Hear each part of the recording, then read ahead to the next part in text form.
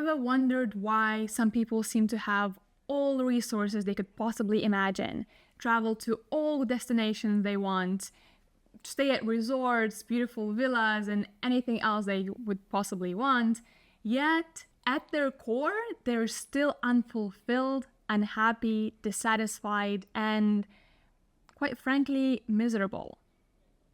And these are the questions I've been asking myself for a number of years, trying to find what is that real fulfillment, that real inner peace that I've been longing for. And what I came to realize is that no outward experience can override my inner experience. I can be walking in the most beautiful beach, looking at the most beautiful sunset, but I can still be miserable. I can not see all of that beauty.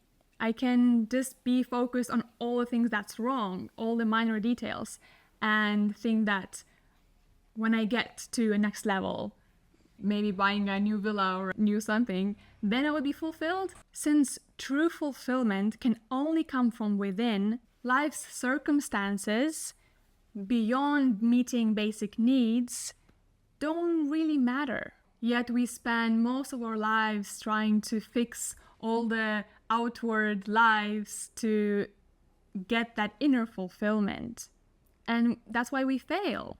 So a little bit of a backstory, what got me to where I am now, is I was very fortunate to be introduced to meditation, yoga, breath work at a very early age. I was only 7 years old when my mom took me to the Art of Living program for kids.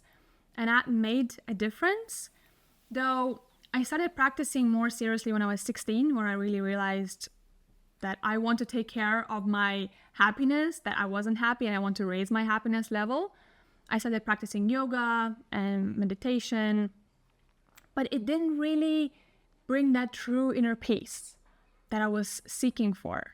Growing up in an abusive household, especially first part of my life, left me with a lot of survival mechanisms that were overriding me. I had a lot of need for control and for perfectionism. My inner critic was raving all the time. I always was seeking for validation from others. And that is the opposite of peace, where you feel whole, complete, and just calm in where you are. I experienced a great improvement in my well-being when I changed my diet, my lifestyle, I was doing yoga, but I was still looking for something else. And 4 years ago, I took on meditation more seriously. I started practicing it more regularly, though I have to say it wasn't like 2 hours a day, where I think that's where you could really get the more benefit. I was doing 10-15 minutes, which is still very good, but for me it wasn't enough. It wasn't enough to bring me past those survival mechanisms. Yes, in the practice I would notice them and I would get a little bit better at noticing them during the day, but most of the time I was so lost, I didn't know how to come back to it, as if meditation and my daily life were separate things. And I just want to highlight that this was my experience. There are plenty of people to whom meditation is life-saving, and all they need to do is practice that and they're good. I'm just sharing that it wasn't the case for me. And now looking back, I realized that why it wasn't working for me that well, it was because the language around meditation and the teachings, I couldn't see how to apply them in my daily life. It was very separated from me. And when I found a system, a model that works for me, that I can apply in my daily life, that's when everything changed. I was finally able to witness and integrate the shadow aspects of myself. And when I found that inner wholeness, that's when the true peace came. That's when I could see beyond the roles of my survival mechanism and connect to my true self. Only then did I notice how all of these emotions and feelings and parts of me that I was overrun, like shame and fear, scarcity, judgment, jealousy, which were overruling my life, now they could step back. These emotions, these parts of myself are still parts of me, but they are no longer in the leadership role, because my true self now occupies the leadership role, and can navigate me in my daily life. I can pretty much tap into the space of connectedness, compassion, clarity, creativity at any time and lovingly witness what is happening within me. That's something that I used to do only in meditation, but now it just happens naturally as I go about my day and I notice that something is coming up. So by now you're probably wondering, what is this miraculous system you're talking about? I want to know about it. And the name doesn't really depict what it is. It is called the Internal Family Systems, or IFS for shorter. And at first when I found it, I thought it's something to do with family constellations or family therapy because, the name is kind of misleading, but it's not really about that. While it was developed by a family therapist, Richard D. Schwartz, it is not really about your external real family in real life. It's all about your internal world, your parts, inner personalities, your emotions, feelings, your experiences, traumatic events. All of that is what is constituting your internal world, your internal family system. And most of those parts took on their roles when you were very young, 3, 4, 5, 8 years old, and most of them are still stuck at that age, and they think that you are at that age. So they have to keep protecting you, because if they don't, you will die, because that was true when you were young. And what I really love about internal family systems is that when you have a session and you meet with those parts, you can update them on how old you are, what's happening in your life, and you can build trust with those parts that now you can be the adult that your inner child never had. So it had to develop all of these other qualities to protect themselves, like anger, disassociation, inner critic, need to be validated, and all of these other parts to keep them surviving, keep you surviving. And behind them, there are the deeper wounds, the shame, loneliness, that they are protecting you from those deeper feelings. So it's not about banishing those parts, but seeing the role that they've played in your life and what is it serving you, and also what is it not serving you, and see how you can keep the best of those parts and help them unburden the things that they usually don't want to carry either. When I lead sessions for my clients, do IFS and hypnotherapy combined, or also in my own journey, when I do my sessions for myself with other therapists, those protective parts usually are tired of their job. They don't want to do it actually. So when they realize that they can release that pattern, given that you will be still safe and protected, they're very happy to do that. And that's where the integration comes in. For most of my life, I've been at war, in a battle with those parts of me, trying to banish them and get rid of them. But actually, the real transformation comes in when I tap into my true self, true essence, which is the core of IFS, to be able to do that. And then from that space, lovingly witness those parts of me.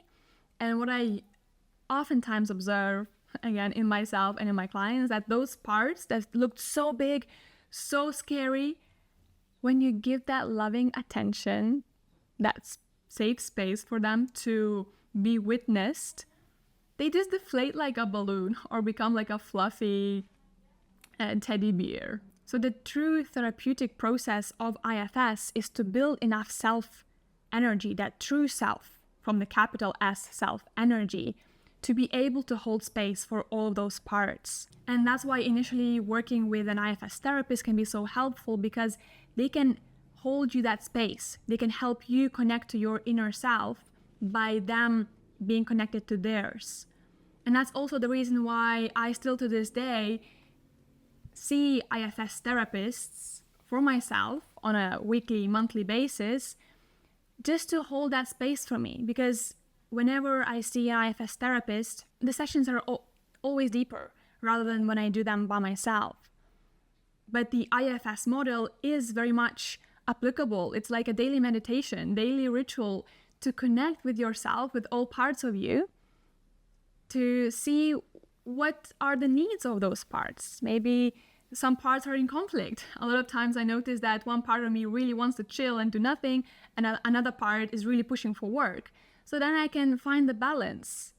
What does this part need for me to make them happy? And what does this part need? And both of them are communicating real needs, because behind this part, there's my need for contribution, for putting out my mission. And it's very important for me to do my work, to share what I feel needs to be shared through me. But this other part, if I let my whole system be overtaken by this one part, then this other part gets neglected. And that means that I will get sick physically. I will, after a while, get burnt out. So for me, it's very important to listen what my body, my parts are communicating. And when you build that relationship with your parts, with your internal system, it gets so easy to navigate life, because they tell you everything. They tell you when to rest, when to work, when to go do something. It's like you're also intuition. So it's beautiful. So one thing to be aware of is when you first get introduced to internal family systems, it might look like a very mind-focused model, like very analytical, having all the system and trying to put your parts into those boxes, what's an exile, what's a protector, and all these other structures. But actually, it's a deeply somatic process. It integrates the body by following your sensations and navigating with parts.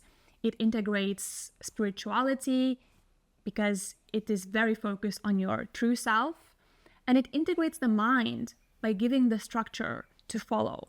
And for me, the whole system, integration of the body, mind, and spirit, made so much sense and helped me translate that practice, therapeutic practice of IFS into my daily life. And I think that's what I was missing in all the other spiritual mindfulness techniques, was that integration of all of these aspects and not leaving out the mind aside or the body aside. So that's why I think it can be revolutionizing. And at the same time, I want to say that if we make any one model the holy model, we're leaving out a lot of other good stuff. So I don't want to make this video saying that internal family systems is one and only way to make progress in life or to experience inner peace, because it's not. It's very useful, and I'm very pro exploring different modalities and integrating them. And that's why I keep always learning new somatic approaches, new alternative approaches to working with the body, mind, and spirit. And it also doesn't mean that you will surpass all of your feelings and you will not ever feel anger or shame or jealousy, because you will be so above it in your true self, because that is also not the case.